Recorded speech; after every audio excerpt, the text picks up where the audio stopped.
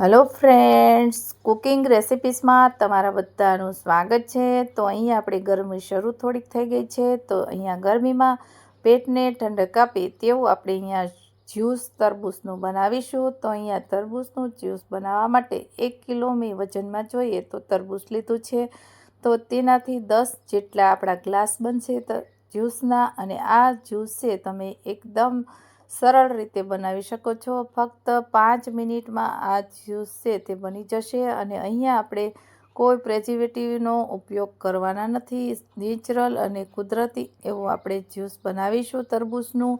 આ જ્યુસ છે તમને પેટમાં ગેસ, એસિડિટી, અપચો થતો હોય તે પણ દૂર થઈ જશે અને પેટને ખૂબ જ ઠંડક આપે તેવું અહીંયા આપણે તરબૂચનું જ્યુસ બનાવીશું। તો અહીંયા મેં બીજ કાઢી લીધા છે અને છિલકા પણ કાઢી લીધા છે। તો હવે અહીંયા આપણે મિક્સર જારમાં આપણે એડ કરીશું।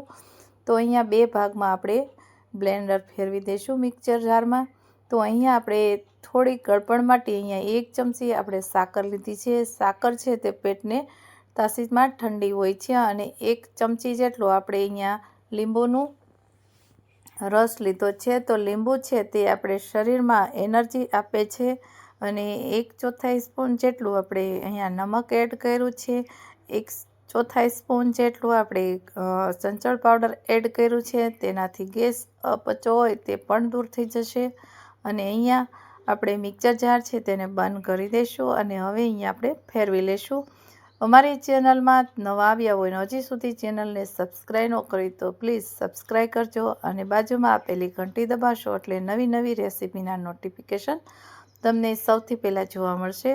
તો અહીંયા આપણે જે જ્યુસ છે તે બની ગયું છે, તો આ રીતે આપણે ગાળી લેશું। તેમાં કોઈ પણ કચરો હોય, અમુક ટુકડા રહી ગયા હોય તો તે નીકળી જશે અને પીવાની મજા આવે તેવું આપણે બનાવેલું છે અહીંયા।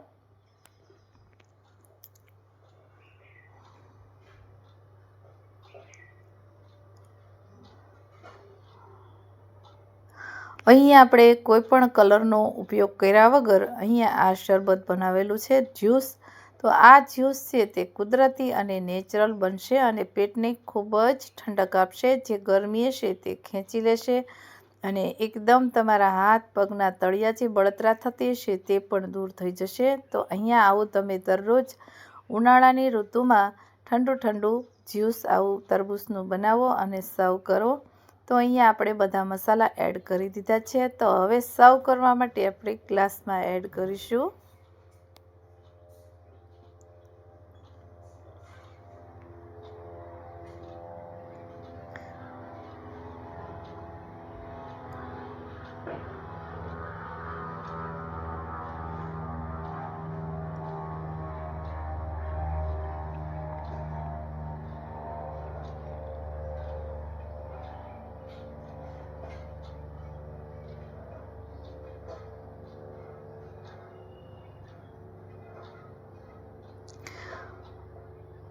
તો અહીંયા આપણું આ રીતનું જ્યુસ બની અને રેડી થઈ ગયું છે। તો સર્વ કરવા માટે તૈયાર થઈ જાઓ। તો અહીંયા આપણે આ રીતે જે ફુદીનાના પાન છે તેને ડેકોરેશન માટે મેં એડ કરેલા છે। તો અહીંયા અમારી આ રેસીપી સારી લાગી હોય તો વિડીયોને લાઇક કરો, શેર કરો અને બાજુમાં આપેલી ઘંટી છે તેને દબાવશો એટલે નવી રેસીપીના નોટિફિકેશન તમને સૌથી જોવા મળશે। Thank you.